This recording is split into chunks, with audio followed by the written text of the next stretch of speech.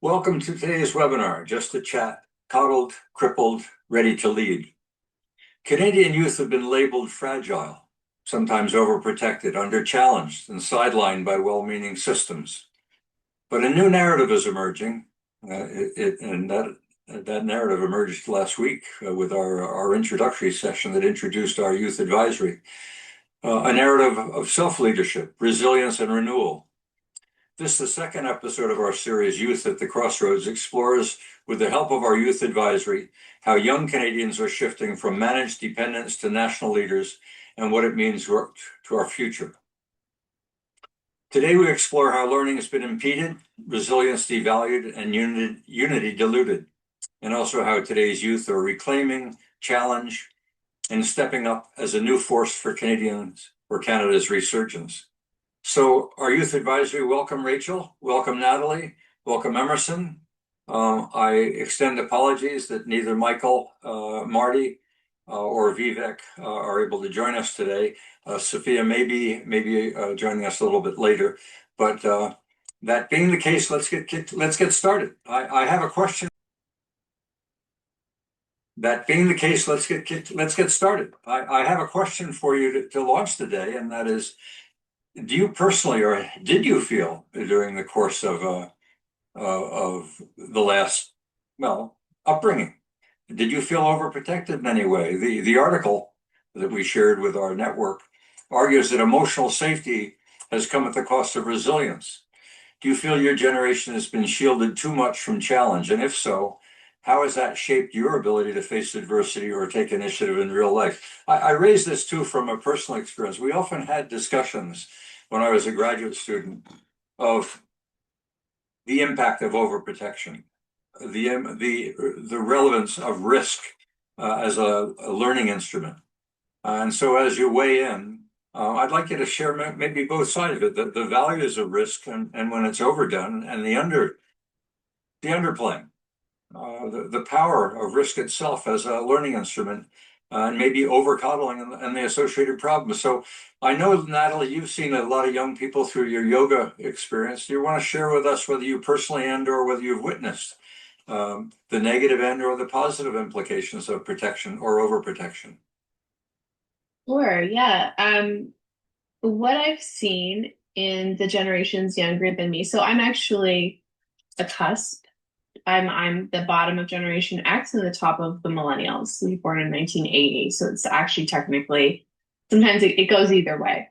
And so when I opened my yoga studio, I was typically coaching women, generally some men, but and in the beginning, especially, it was mainly women that were about 10 years younger than me. And what I saw and what I continue to see is sort of an epidemic of anxiety. So a lot of anxiety, just people showing up being very believing that they have anxiety.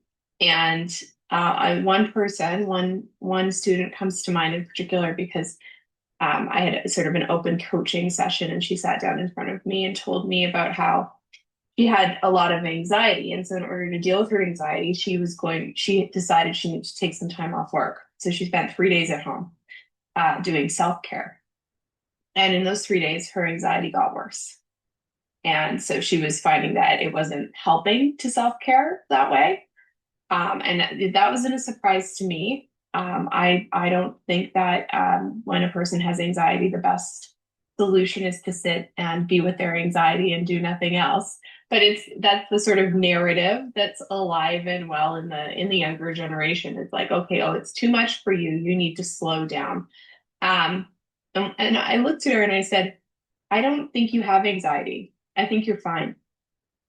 Mm-hmm. And over the course of the next 5 or 6 years, she became one of the strongest people that I know. Like really self-sufficient, independent. She was leading yoga classes. And she came to understand and to see that she was believing she had anxiety. She was believing she needed to protect herself. She was believing she needed to slow down. And all of that was actually what was creating this experience of anxiety. So I very much believe that there is something in our culture that is hampering people's ability, especially the younger generation, to really expose themselves to the risk or the experiences that would help them become stronger through trial and error and build that resilience. And so I definitely see a distinction between, like, say, Generation X and millennials and whatever the other Generation Z, whatever the other ones are called, the younger ones. I see a huge distinction because I don't hear that at all coming from Generation X, right? Like, from them, my friends that are just a little bit older, it's sort of like the opposite. It's like, well, just deal with it. That's life. It's more resignation. I don't know that it's totally healthy either. Maybe there needs to be a balance, but I am and remain concerned that the anxiety epidemic that we see is somewhat self-perpetuated. But what's interesting is the distinction between anxiety and fear. Anxiety, according to psychology anyway, is generalized. It's very broad. It's not specific, whereas fear is specific. And it would seem to me anxiety, which means an apprehension almost of being alive and being uncertain of almost everything in the environment, is a pretty serious affliction. It's a lot easier to deal with the fear. It's a heck of a lot more difficult to deal with something as generic as anxiety itself. Rachel, share with us your perspective. I do think, to Natalie's point, it's really interesting to sort of see a bit of a mismatch between the declared intention from, maybe generations in government to have young people leading versus creating conditions that are not economically conducive to that, or maybe creating social conditions that promote conformity. I think those two things tend to be fairly at odds. But more so to the point of education and youth, I think one of the really interesting trends that you see in AI right now that is working to combat that is education that promotes independent thinking in students, and educational institutions that are taking a whole new approach. So kind of to Natalie's point, okay, if you have a lot of students who are, used to thinking with this, maybe a certain amount of conformity based on the way that they've been taught, the traditional classroom setting, the traditional way of learning about how to cope with things like anxiety or conformity-based thinking, it can lead to, a lesser ability to break out when you get these circumstances that are just totally unprecedented. And so now, with the technology that's available, there are a lot of new startups, there are a lot of even individuals who are working on applications who are getting these things adopted in schools to say, okay, let's create individualized learning pathways for students. If you are a student who is smarter or better or faster at math, you don't have to take the traditional path. You can take a fast track path, and this learning will be tailored to your skill, your speed. It will promote you learning at a pace in a way that is better for you.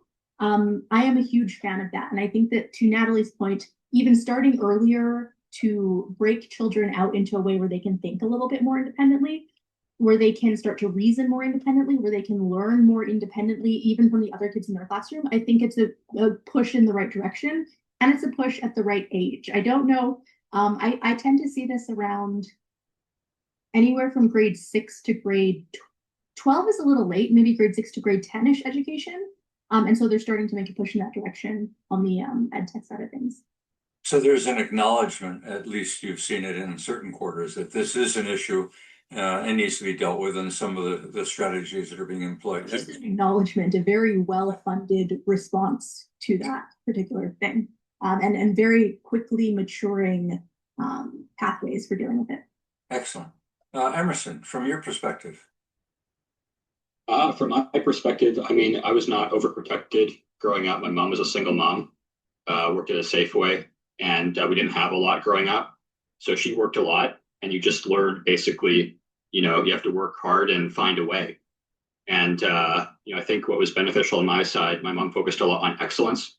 So the focus isn't on anxiety, it's on pursue excellence in whatever you're doing. So that was the guiding factor. And the other place that was important, or piece that was important, and this gets to a later question, is sport. Is playing baseball growing up as a pitcher, is you don't always have a good game. So you need to suck it up and get back on the mound if things aren't going well, and figure your way out of challenging situations. So there's something about sport and team environments rather than individual environments where you actually have to, succeed and fail individually and with others. So that was formative in terms of my background. I do see amongst Gen Z, and I have a lot of faith in Gen Z, and think young Canadians are, better pound for pound than comparators in other countries. But a little rule I've developed over recent years is, if somebody's in their early 20s, and Rachel, I'm sure you're an exception, and there's a lot of exceptions, but basically take 4 or 5 years off of somebody's age, and that's what their maturity level is in practice. Mm-hmm. Because of I'm 32. yeah, okay. Well, you look younger, seem younger, but that's my experience. Is if somebody's in their early 20s, take 4 or 5 years off in terms of their age, and that's where they are in terms of their development. I think, just looking at your question, which was talking about, are young people shielded?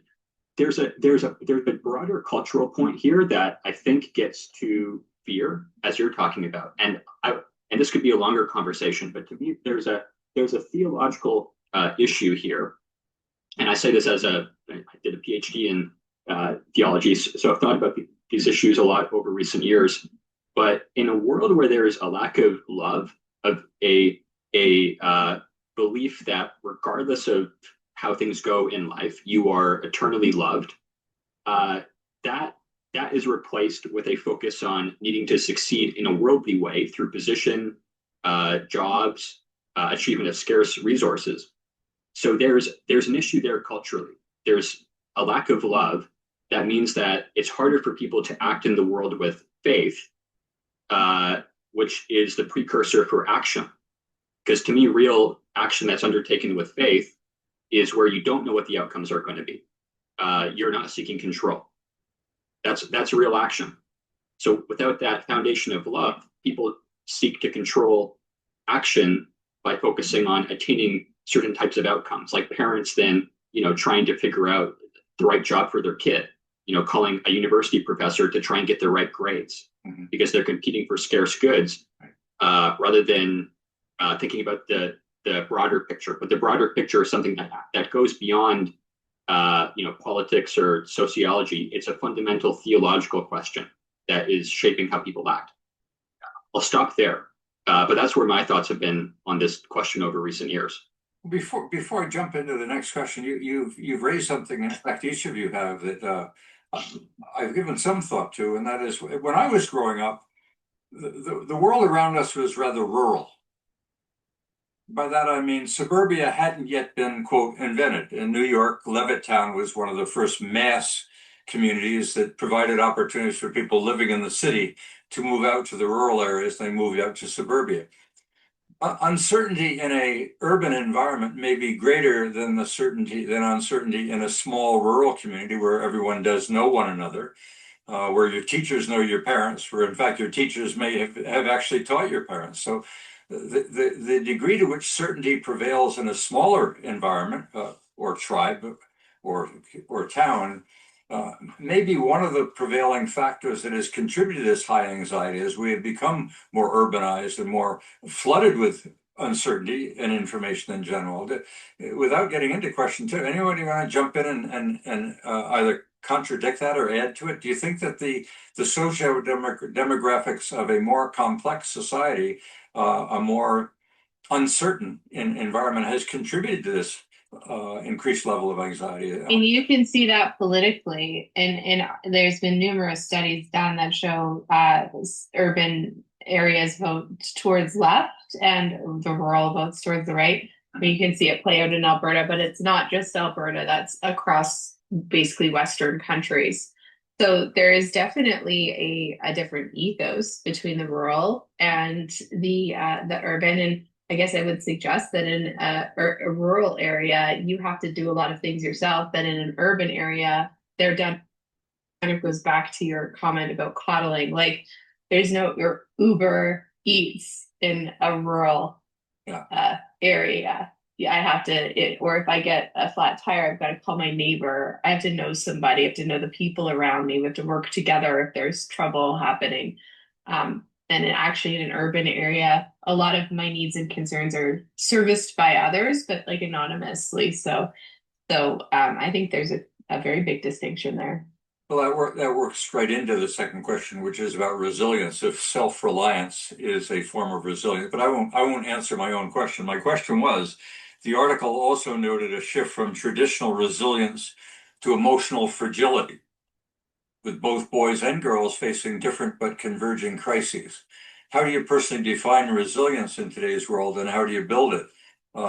My son runs a tutoring agency and commented frequently on how difficult it is today to get a tutor in this generation, where you've got to provide some instruction and some guidance. And one of the young ladies would cry whenever he gave her direction, as if she was being criticized. She did not know how to take criticism without emotional fragility. Now that's obviously an extreme, but let's jump into this. How do you define resilience, Rachel?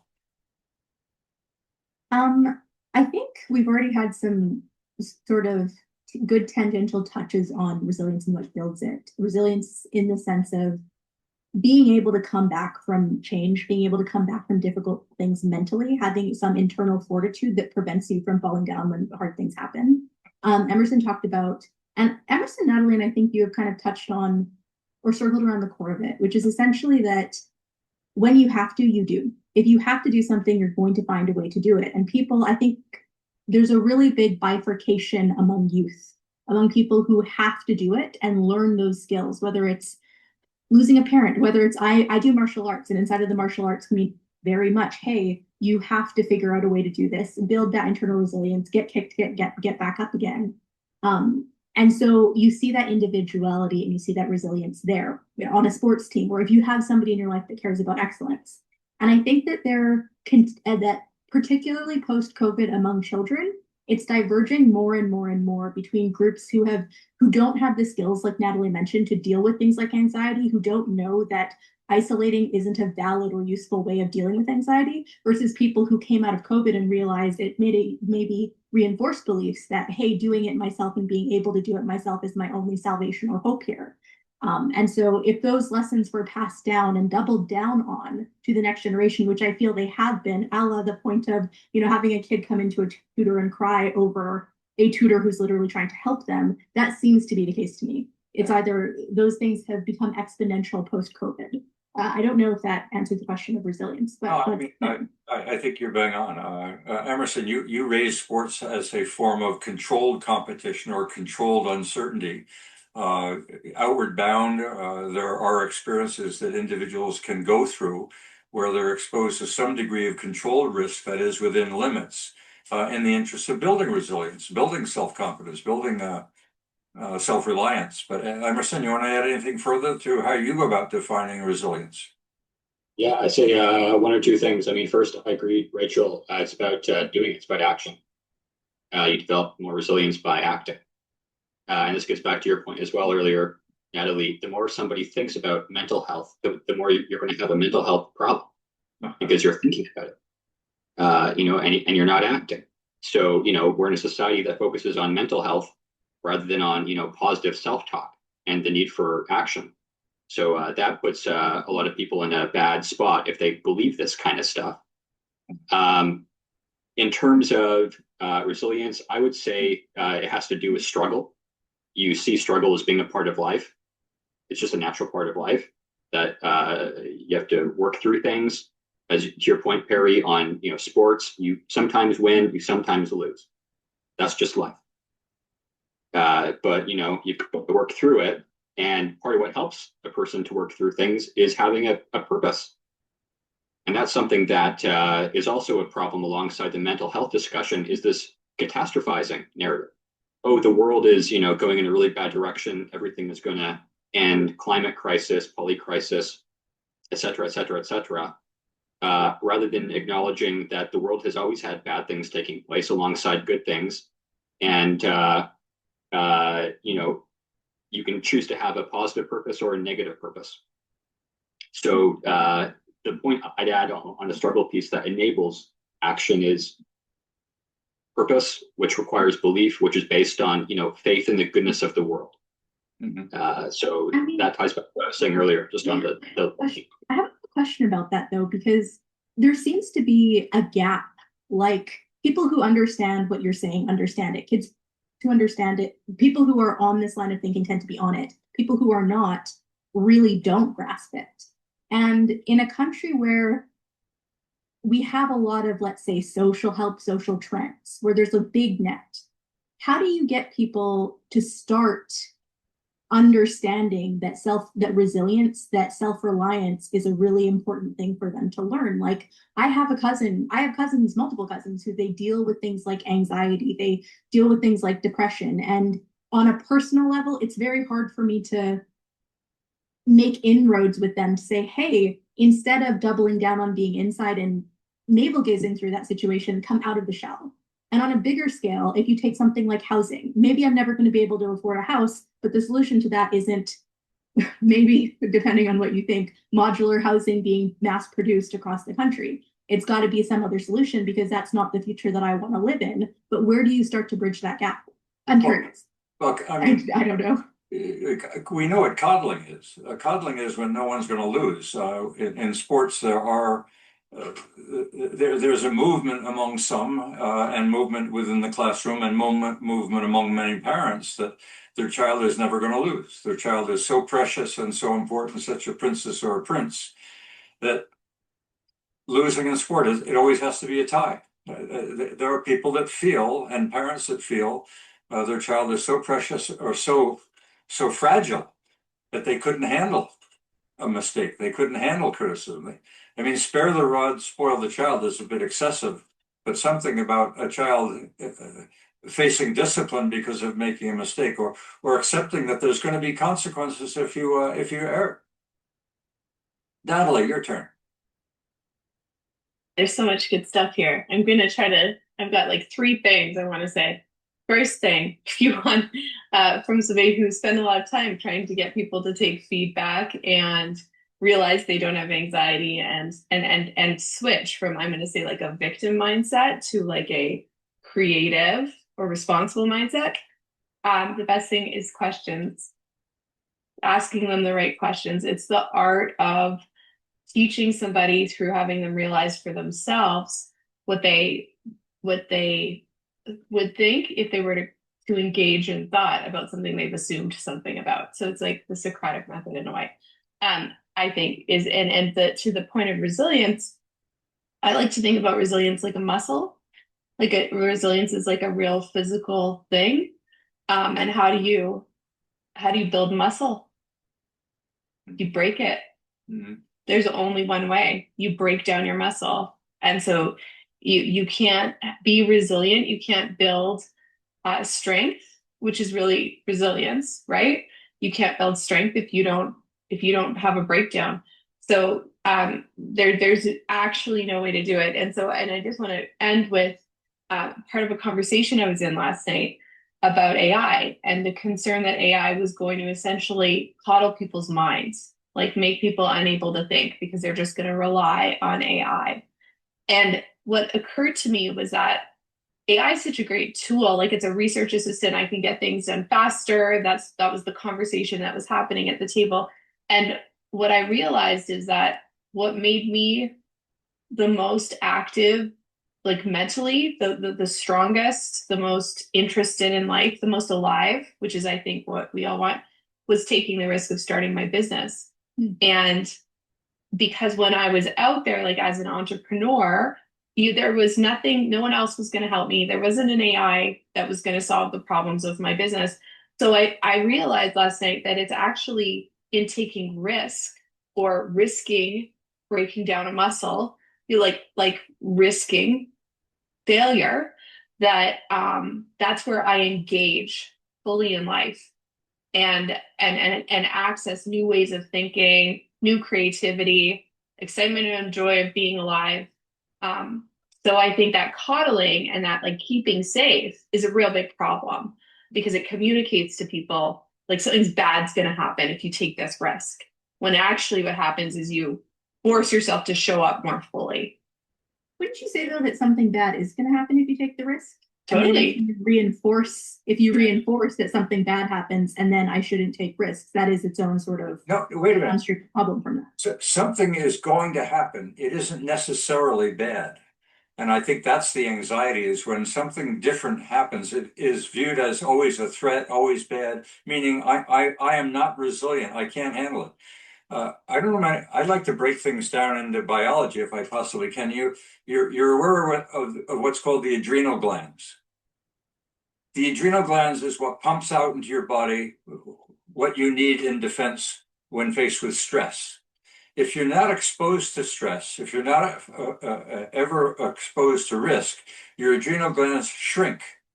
And as a consequence, when you are exposed to risk, you're unadaptive and you get anxiety.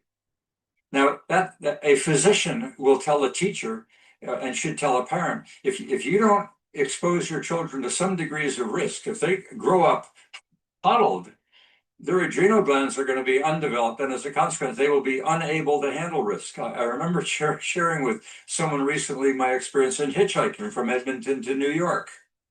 Maybe it was foolish. Maybe today it would be high risk, but at the time, hitchhiking was rather in vogue. I wasn't afraid when I was picked up. I figured if I run into something, I'll get out of the car. I developed a universal trust in mankind as a product of that. It almost became a religion, my faith, that human beings cared enough to pick me up, give me a ride, have a good conversation, learn about one another, share things they might not share with someone they were familiar with because I was a stranger, and get on with life. But today I talk to young people at hitchhiking, not a hope in hell that they would consider hitchhiking because of the fear that's been prevailing in the course of their lives. In fact, the police would probably pick them up, coddle them, and put them in jail or in a straitjacket for being so stupid of trusting that they might get a ride which wouldn't be dangerous. Okay, next question. What does leadership without permission look like? Each of you, Natalie, Rachel, and Emerson, I presume, have demonstrated leadership in your own lives, leading your own life. One of the article's core messages about stepping up before being asked. Can you share examples, either personal or observed, where young people or yourselves have taken the lead without waiting for direction or approval? Emerson, why don't you go first? I think the one that most comes to mind, I mean, I was trying to think about this one for Gen Z, and I'm just out of it for that generation, so I don't have any good examples that come to mind. But maybe one of the better ones is Ditchley, and Eric Newell, who sometimes listens to these calls, has been really instrumental in this, is creating an internship program amongst young Canadians to be a part of Ditchley discussions. Ditchley is a British organization that that Churchill was involved in during the Second World War to work out Lend-Lease to bring the U.S. into the war, and it's all about private discussion between Americans, Brits, Germans, Canadians, etc. And Eric and a group of young people basically said, we need to get young Canadians to go to these conferences. And over the past 10 years, about 100 have gone to the various conferences. And now it's a really well-connected group amongst the liberals and conservatives in terms of policymaking. But that was, a small group of people saying, we need to get young Canadians to go to these conferences. And the young Canadians were an important part of that. So that's one of the better examples I can think of when it comes to Gen Y, Gen Z Canadians doing something in this case, at a global scale. Mm-hmm. Okay, now, Rachel. I mean, you are an example of taking leadership in terms of your own life and for others. But go ahead. Yeah, I think I have to share the personal on that side. I think to Natalie's earlier point, I don't think you could possibly find someone who's more skeptical of AI than I am. And I work with it all of the time, which drives the skepticism more than I think a lot of people would realize. But at the same time, that's exactly what drives me to build with it. Because we talked earlier about living in being overprotected. I think sometimes what we are is wrongly protected. Like, you'll have too much protection on a metric like emotions, where it's like, no, I need to be able to regulate my own, and not enough protection from something like AI, where it actually poses the ability to have a negative impact on your life, and you might need to be protected from it, but it runs rampant. And so for me, when you look at that sort of disparity, the solution is, well, what can I do? I build AI, whether it's for tech or for students or for professionals. And the goal is to build it responsibly, to open the discussion and say, hey, there is a way to do this. There is a right way to do this. Why are more people not talking about the privacy issues here? Why are more people not talking about the opportunities for abuse and how to stem those? And so for me, that kind of is the essence of what I can do and what I can contribute to that with my ability and skill.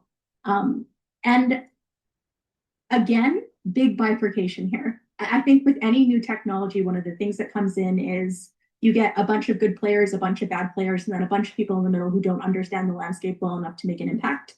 And so what I'd like to see more of in the future is more leadership in the area of AI, particularly in the way that affects the youth, because we're talking about their brain, we're talking about their development.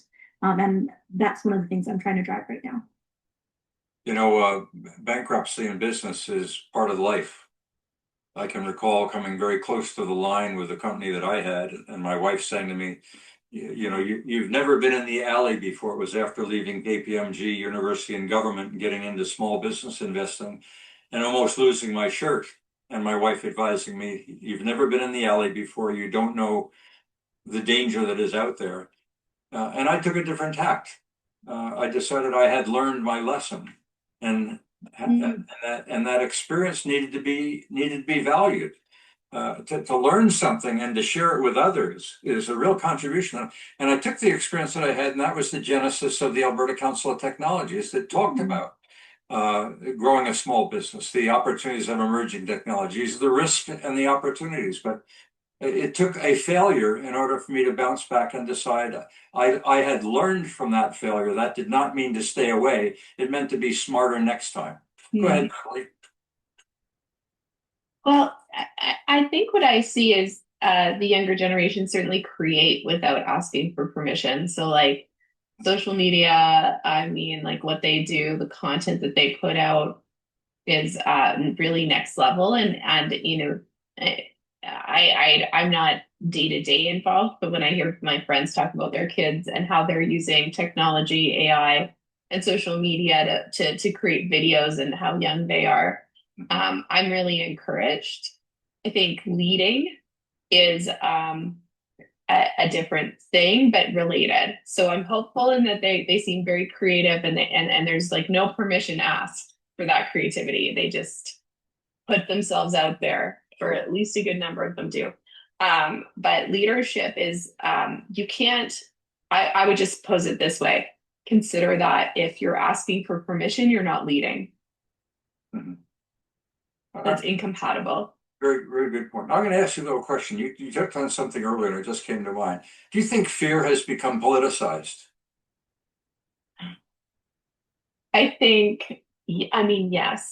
I think that there is so I think that there's two ways of looking at how you're going to handle the potential for becoming a victim in life. And that's victimhood is a big topic all in of itself, psychologically speaking.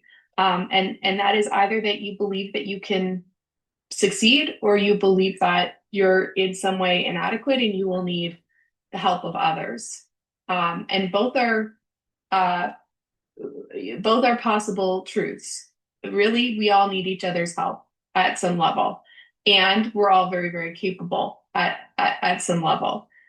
The fear, though, living with the fear that I need to figure out what to do when I get victimized is the source of the problem. And so the reason I point to the two directions is I would say like the left is more about you're going to need other people to help you with this. And the right is more about like, you're going to have to do this on your own.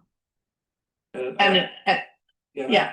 I think we see this in some of the media. I mean, you know, I see CBC personally as promoting you're all victims and government can do something to help you get out of it. And I see other channels taking a somewhat different position of promoting the pioneer, promoting the individual initiative, promoting self-reliance. Both can be done to an extreme. I mean, clearly, when it's in the extreme, it's a problem because there are going to be victims in society. There are going to be those that are disadvantaged that are going to need help. Emerson, you want to add anything here, or shall I go on to the next question? I mean, fear has definitely been politicized. The entire recent Canadian election was about that. Yeah. I mean, the whole thing was Jerry Butts and Mark Carney and his team getting together and saying, we're going to use the Americans as a way to scare Canadians. And the savior is going to be a person with a shiny CV. Yeah. That was the election in a nutshell. Yeah. And it was playing off of a lack of purpose on the Canadian side, a lack of identity. So this is what happens when a people doesn't have a clear purpose, doesn't have a clear identity. It's easy to give into fear. So and I know Mark, I know that team. I'm sure they got together in a small meeting and cynically said, but the way to win is by playing off the fear of America, even though it's completely false. Yeah. So that's so it's unfortunately the case, but the antidote to it is actually having a clear belief and a clear purpose, and that's part of what Canada needs going forward. Well, that plays into question number 4: is are we united or siloed? The article of last week also raised concerns about multiculturalism unintentionally deepening identity silos and weakening unity. Do you see Canada's diversity as a strength that empowers youth leadership, or as a challenge to building shared national purpose? Does multiculturalism leave people in isolation from one another and siloed, and therefore impede the creation of a national purpose? Natalie, I'll start with you because I started with Rachel too often. Go ahead. Okay. I'm more concerned about polarization and along the two distinctions I just described, so along the left and the right. And I think the utilization of an identity victim.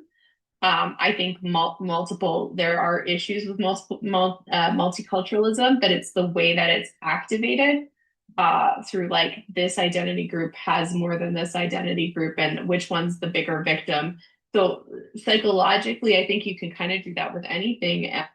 The polarization that's playing out is more, I guess it's more top of mind to me, because as soon as I get into identity groups, there's that being like, I'm this identity, you're that identity. It's like, I'm a yogi. It's like anti-yoga. It's like, we're not the same. I'm immediately making a distinction between you and the humanity that we both have. So it's automatically siloing, and then the psychological play on that is to pit victims against each other, and so it's all, I guess it's all connected in a way to me too. Yes, I hadn't realized that about yoga. Emerson? I'm with Natalie. I don't think multiculturalism is a big issue. I'm no expert in it, but I find a lot of people poo-poo multiculturalism now. It's kind of in vogue to be really negative about it. My sense is it's a really positive element of Canadian society. And I don't see a huge amount of division into different ethnic groups and on the Canadian side. There seems to be still a good amount of connection across different ethnic groups.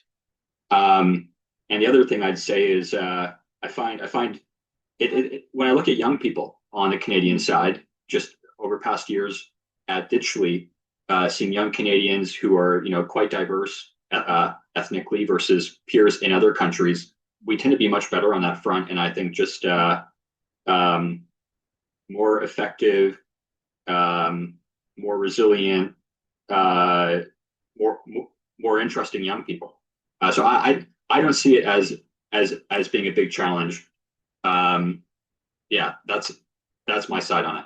Well, clearly with the rise in immigration the last 5-10 years, it is obvious that we are a more multicultural society. It was one thing to say multiculturalism under the Pierre Trudeau days, but what's been taking place in the last 10 years, it's absolutely clear that when you walk down the street, whether it be in Calgary or Yellowknife, you're going to see people from different parts of the world, different races, and identity becomes an issue.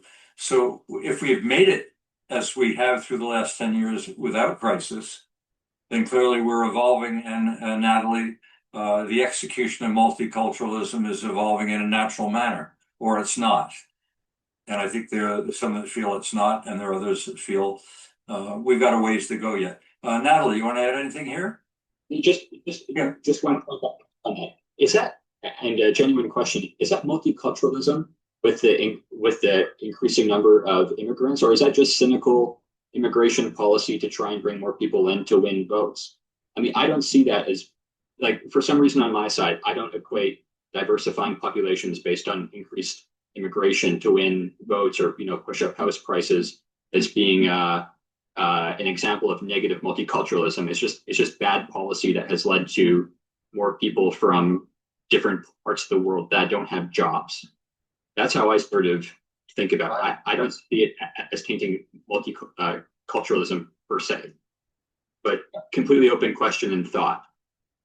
I'm not sure we're in conflict here, but let me elaborate. I'm saying when I walk down the street today, or I look in a classroom whether it be at the university or in school, I see people of different nationalities, different races, different languages, different social upbringings, different expectations that I didn't see when it was European primarily, and the dabbling here and there of people from Asia.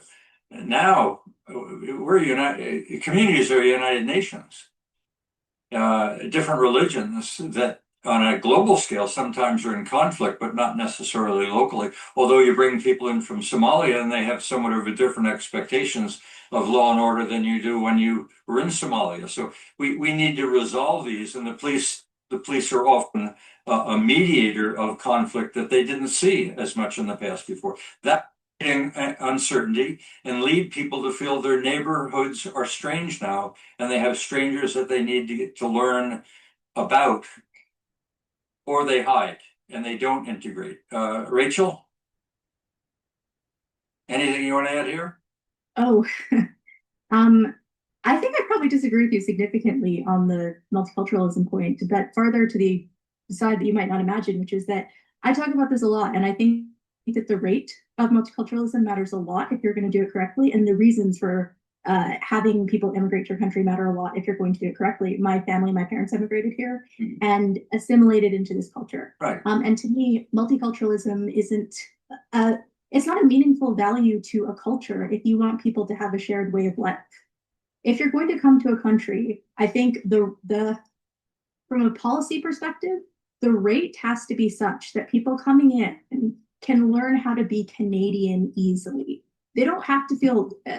I love the support systems that we have here. My family benefited from the support systems that we have here. But when you have too many people coming in at a rate where they can form their own sub-communities, that's the kind of stuff that makes me nervous about hitchhiking. When you have a bunch of people who haven't integrated into the culture, and now, well, I don't know if you think, like, what do you think about violence or why do you have a ceremonial dagger at your side? Like, I get that that's part of your culture, but it's not part of mine. Those are the kinds of things that I don't think are being done super responsibly in Canada right now, which is sad, because if you have the right reasons, of course, having a diverse culture can be a huge, huge benefit. But I think it has to be done responsibly with respect to rate and reason from the respect of the government. So again, not a negative thing. I just think that anything that, even good things, can be taken too far. And if you don't handle them responsibly, then you can't take them too far. Well, yeah, I mean, the downside of multiculturalism, as I understand it, is people wishing to retain their former identity and not integrate. The fact that your family integrated and adopted what they saw as a Canadian culture is more like what they expect people to do in the US, which is the melting pot. Whereas Trudeau is of the mind that we can retain our individual cultural identities, as First Nations has, and as the Czech community that my wife was from tried to maintain, was to live together, but to live differently. So we'll drop that further. I mean, I think the issue is when it's extreme, when people just are not going to learn the language, when they're not going to adapt, when it's going to be their way or the highway. If I can toss in just a point to develop that slightly. So my parents on both sides are from the Caribbean, and that kind of thinking works really well in the Caribbean. You actually have a lot of disparate cultures. You have Asian, Black, brown, white. You have a huge spread of cultures all living together fairly disparately on a very small scale. And it works really well for them. I think once you get to scale, it becomes a lot more difficult to manage that kind of interaction. Well, and my point is that multiculturalism is not working, and that is the individual identities are being retained. You're tolerating a level of uncertainty. You're not necessarily resolving it, and that is either a good thing because of the diversity, or in the extreme, and this is where Celia gets into stress. There's such a thing as just the right amount, and there's such a thing as not enough or too much. Emerson, you were shaking your head there. Did we touch on something you wanted to comment on further? No, it's just thinking, just thinking at it. But very interesting points overall, and really good things to think about afterwards. Okay, so we're into the wrap-up question. Is youth burnout then real? And what's fueling it? We've touched on a number of issues, but with 36% of adolescents experiencing serious depression and a drop in team sports participation that is significant, what is contributing to burnout in your experience? That is to this claim by today's youth that mental health is one of their primary issues, along with climate change and the future of work. What's contributing to this burnout, and what are some of the self-driven ways you or your peers are pushing back against it? I mean, we've touched on this, so maybe this is a conclusion to sort of summarize your perspective on, is it an issue, and what can be done to resolve it at the individual level and maybe at the societal level? Natalie, it's a big challenge to take it from a personal level where someone comes to your yoga studio, and then second, be a politician to try and come up with policy that would help advance and reduce this anxiety. Yeah, I mean, the first place my mind goes is to curriculum for that. But what I will say is I think that the self-care narrative is a real problem. I've got to, take care of myself. I'm pushing myself too hard. I have to rest. I think people are way more capable than they give themselves credit for.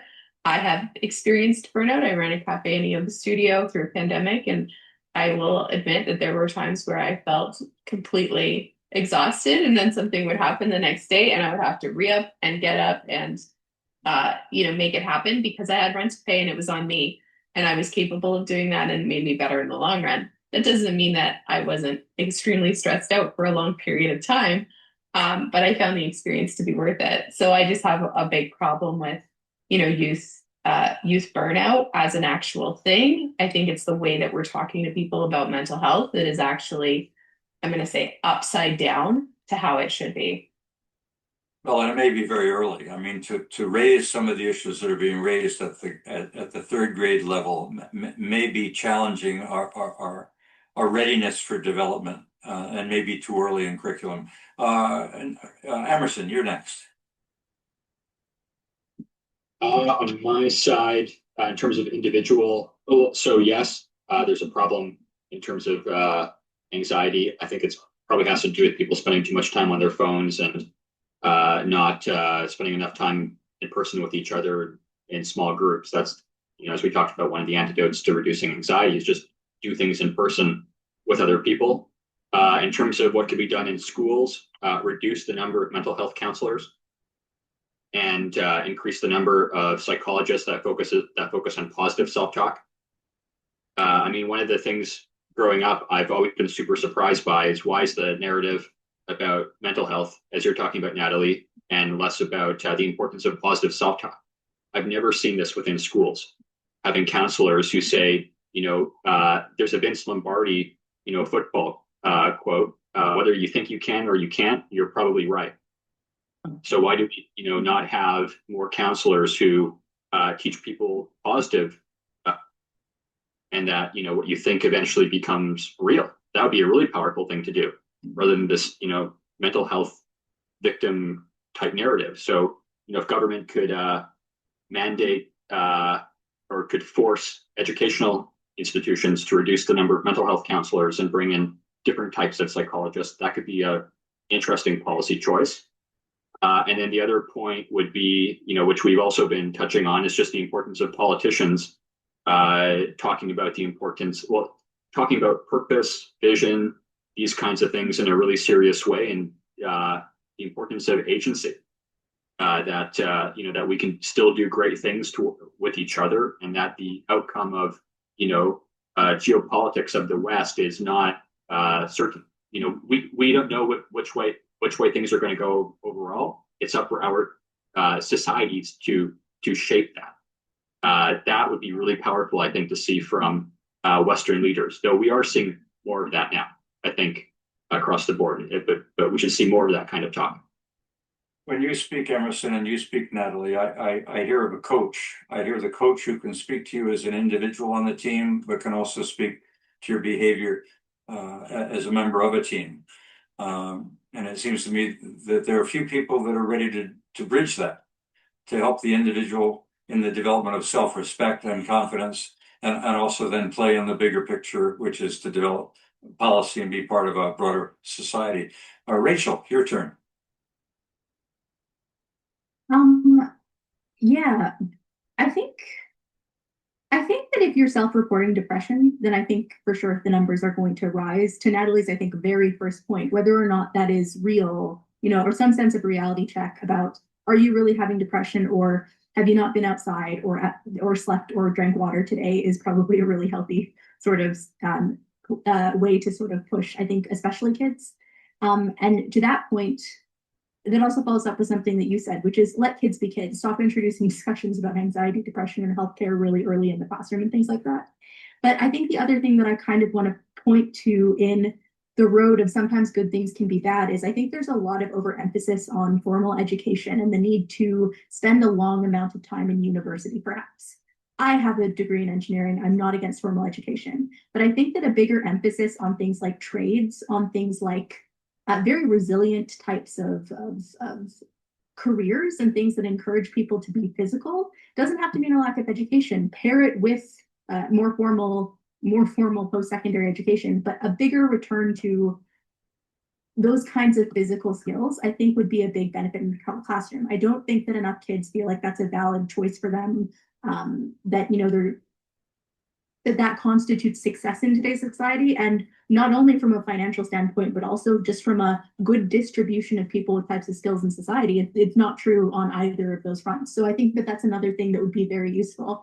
And even if all that does is reintroduce, people being more able, kids being more able to do things, maybe an environment where they can fail, where they can use their hands, where they can build things, where they can get more used to not just thinking about problems, but physically working through solving them. I think that that's a good way to introduce that at a school age or youth level. Excellent summary. All three of you, that was superb as a wrap up to the 5 questions that I posed to you. We've got some time left, so I'm going to turn it over now to the Q&A. And Yogi, you had something you wanted to raise early on, and I asked you to hold off a bit. You want to you want to unmute? Yeah, go ahead. Thank you, Perry. I realized that I was trying to jump in at totally the wrong time. So thank you for not recognizing me. I was struck by Natalie's comment about misdiagnosed anxiety. And I've observed that too. And my take on it is that it's lack of confidence.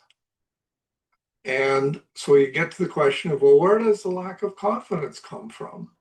Well, it comes from these lack of experiences as a youth, I think, that some of you have referenced. It's the retreat or excessive use of social media, phones, video games as an alternative to getting out there and doing something, to building resilience or learning from failure or experiencing success. So maybe that's where Rachel's ideas come in on how we encourage that during the parenting and upbringing, and what Emerson said about how the counselors that are supposed to help us are actually being counterproductive by reinforcing some of these mental health issues. My wife and I are involved in a group of young people, mostly in their 20s, who are restarting their education because they realized that they made a mistake when they dropped out earlier, or they never had that opportunity. And we see this time and time again. There's a confidence issue. And it doesn't take much to turn the corner on starting to rebuild confidence. And I'm really excited about that.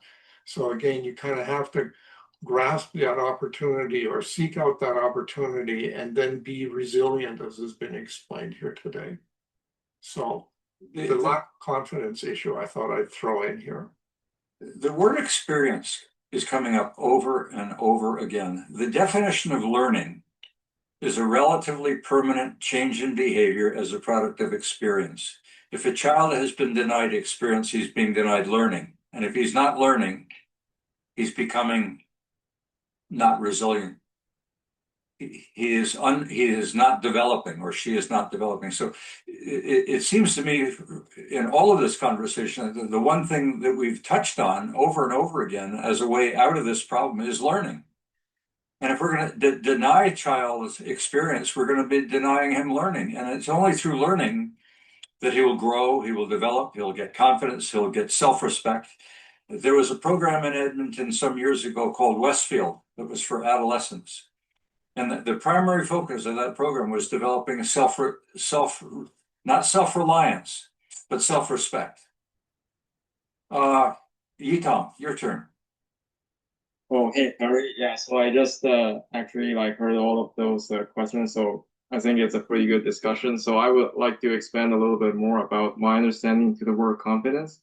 So nowadays, I found the biggest problem for youth is that we don't have that many opportunities. So basically, there are less and less job opportunities. So I think in the future there might be basically in the entire generation Gen Z. So it might be a lost generation, just like the Gen X in Japan in the 1990s. So there was no job at all, and basically the entire generation is pretty much kind of getting into a very, very limbo mode, right? So I believe in the future, maybe the confidence of youth will come back when there are more job opportunities. Let's say after maybe 10 or 20 years, when more and more jobs start to open. So basically at that time, so things will be better. So yeah, currently I'm actually taking multiple ways to hedge different kind of risk myself. So I try to start different part-time career rather than part-time job. So part-time career is different from part-time job. It's something I could kind of invest a lot and then try to do something that's long-term, and then hopefully it can turn into my second job. So that's something I have been using, and I found one of the biggest takeaway from my own experience is that the biggest thing is to try to get some advice from those entrepreneurs or those economists. So, and then try to use those advice to just try to make your life a little bit better. So I think that's kind of the biggest thing I would say for youth is that. So if you want to make a decision, you always have to think about the long term rather than the short term. So I think you're highlighting that you have taken a negative and tried to react to it instead of being a passive victim.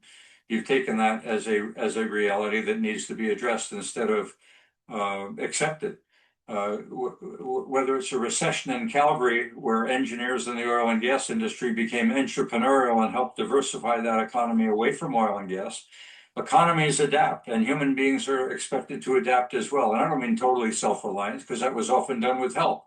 In that instance, there were some government programs that were introduced, but a parent is there, a family is there. When a child scrapes his knee or has a disappointing love relationship, a parent is there to help guide them and mediate so they come out of that victimhood, take that experience and move on. There's always someone out there, or there should always be someone out there that can play that mediating role, that I've been there before and I rebound. But if you hang around with victims, it becomes a way of life.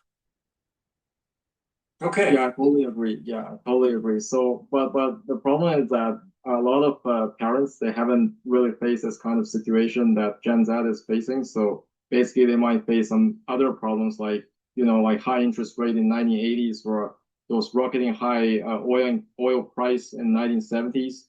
So yeah, and now basically, I think the world is getting to a new direction. So basically, everything is kind of changing rapidly. So well, I would say the best way for use is to try to find some guidance from those entrepreneurs. So basically, like there is an individual called Masayoshi Son. So he is the CEO of SoftBank. So he took an advice from a very, very, very famous entrepreneur. Well, very, very famous entrepreneur in Japan during, I think, 1970s or 60s. So, and basically after he took those two pieces of advice, so that made him so successful. So I think it's always good to find some advice from specialists rather than parents, because there are like a lot of things parents can't really navigate that. Yeah, I think you touched on a couple of points there. One being, yes, there's no question that today's generation is probably facing a rate of change greater than anything we've seen maybe ever before, whether it be emerging technologies or socio-demographics of aging populations on the move. Change is endemic, but with change comes learning. And with change, often technology finds its way to fill the void. I say this tongue in cheek, but I think AI has arrived at just the right time. I'll just build on your point, Barry, and what you, Tom, said. I mean, the amount of uncertainty right now is a really good thing. We're in a completely open world where nobody knows which way things are going to go between the States and the US. There's hyper competition. There's going to be potentially extreme competition over the next 40 to 50 years. There's all these rising sectors like advanced AI, ML, defense technology, all the money being put by the government into defense technology, rare earths. I mean, these are burgeoning sectors that need talented people because the outcomes are not clear on them. So, people should be thinking. I mean, one thought just in this conversation is, are people thinking from a Canadian lens, or are they thinking about, opportunity in the States or in Japan or in other parts of the world? I mean, that's something young people should be thinking about on the Canadian side, is go to where the opportunity is. And a lot of the opportunity is just not going to be in Canada right now. So, pursue that, but that's okay as well if it's not on the Canadian side. There's tons of opportunity out there. Well, have we given children enough exposure to whimsy, to innovation, to creativity, to doing things and thinking differently? Or have we put them on a railroad track? So it's got to be linear. It's always going to be the same. And here's the way you behave. It seems to me that what you've just echoed, Emerson, and certainly reflects my sentiment, is we're entering into an age that I call the creative economy. If you don't have whimsy, if you don't have humor, if you don't have that readiness to look at the world a little bit differently, you're going to be in a trap of the past. This is probably one of the most exciting times. Leonardo da Vinci would love the generation we're moving into now. This is probably one of the most, I hope the stem cells kick in long enough I can watch it all. But I think we're entering into a period not of high anxiety, but of extraordinary opportunity. Rachel, you get the last word today. Oh no, I'm not ready. All right, Natalie. I'm always looking for the last word, but go ahead, Natalie. I'm excited about what you just said, Perry. It gave me hope, and I do think that there's sort of an exponential potential for growth and new possibility. And I know Emerson was speaking about that too. So I think that regardless of how they were brought up, that young people won't capitalize on that and find ways to expand and be creative and facilitate a really exciting pathway forward would be pessimistic and skeptical and not actually evident of our history either. So I'm hopeful. Okay, well, that's putting a positive stamp on what might otherwise appear to be a negative impression. And I think you're right. And when I listen to you, Rachel and Emerson and Natalie and Michael and Sophia, I'm heartened by what I see. I see resilience. I see a recognition that we're facing challenges, and there's grounds for anxiety. But it's important to learn and to adapt and to get out of the cave and experience life in order that you can learn and adapt. So, thank you today, all of you.